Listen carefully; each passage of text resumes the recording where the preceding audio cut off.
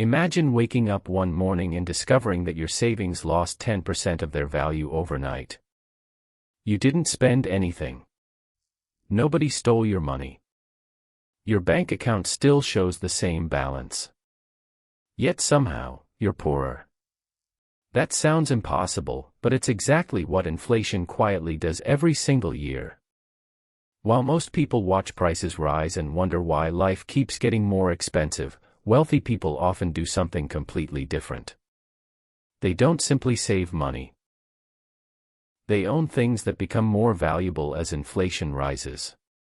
Today, we're going to uncover the assets the wealthy commonly use to protect and grow their wealth during inflation, and why simply keeping cash in the bank may be costing you more than you realize.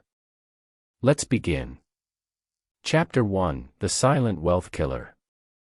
Inflation isn't loud. It doesn't send you a warning. Instead, it quietly reduces your purchasing power.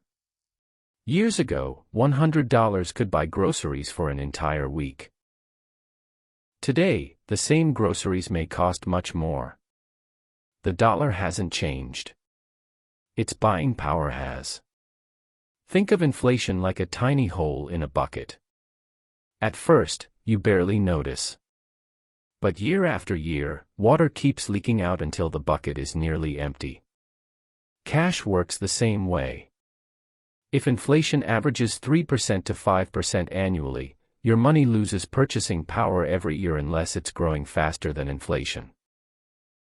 That's why many wealthy investors don't allow large amounts of money to sit idle for long periods. Instead, they make their money work. Chapter 2: Why Rich People Rarely Hold Large Amounts of Cash. Here's something surprising. Many millionaires actually dislike holding too much cash. Not because cash is bad. Cash is essential for emergencies and daily expenses. But beyond that, idle cash slowly loses value. Imagine two people. Sarah saves $50,000 in a savings account. David invests the same amount into productive assets. 10 years later, Sarah still has around $50,000. David may own assets worth considerably more. The difference isn't how much they earned. It's what they owned. The wealthy understand one important principle. Money sitting still usually shrinks. Money invested wisely has the potential to grow. Chapter 3: Asset Number 1: Businesses. The first asset wealthy people often own is businesses. Businesses can adjust prices as costs increase. Imagine a bakery. If flour becomes more expensive because of inflation, the bakery may raise the price of bread. Customers pay more. Revenue increases. While profits may fluctuate, businesses have the ability to adapt. This is one reason business ownership has historically been one of the most powerful paths to long-term wealth. You don't necessarily have to build a giant company. Owning shares in successful businesses through the stock market is another way people gain exposure to business growth. Instead of simply holding cash, you own part of companies producing products and services every day.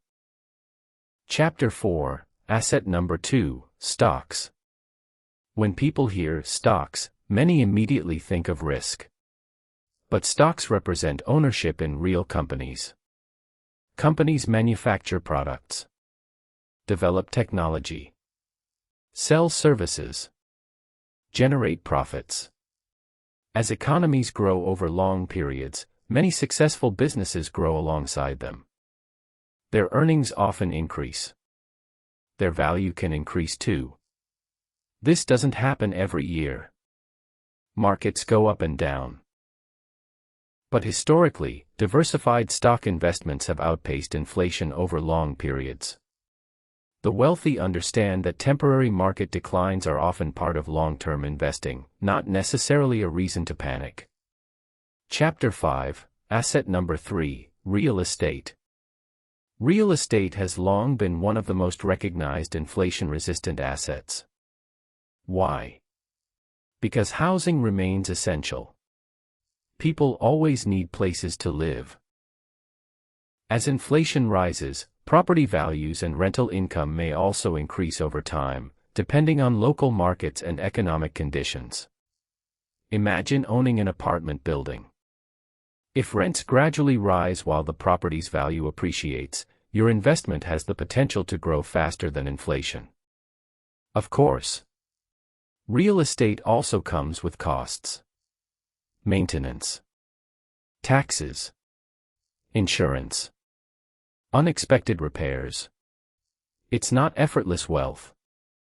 Successful investors carefully analyze each opportunity before buying. Chapter 6, Asset Number 4, Precious Metals. Gold has been used as a store of value for thousands of years. Unlike paper money, gold cannot simply be printed. During periods of high inflation or economic uncertainty, many investors purchase gold as a way to diversify their portfolios. Silver often plays a similar role. However, gold isn't designed to produce income. It doesn't pay dividends. It doesn't generate rent. Instead, many investors see it as financial insurance, a way to preserve purchasing power during uncertain times.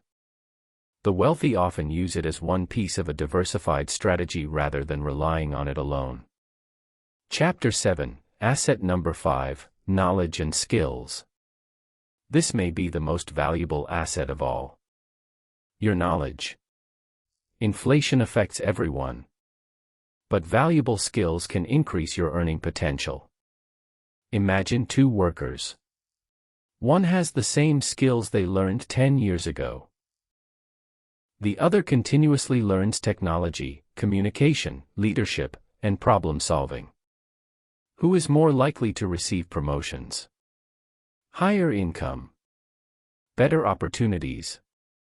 Probably the second person. The wealthiest individuals often invest heavily in education, mentorship, and lifelong learning. Skills appreciate. Knowledge compounds. Nobody can take them away. Last but not least, the biggest mistake most people make. Many people believe wealth comes from earning more money. Income matters. But ownership matters even more. Employees earn income. Owners build wealth. Think about it.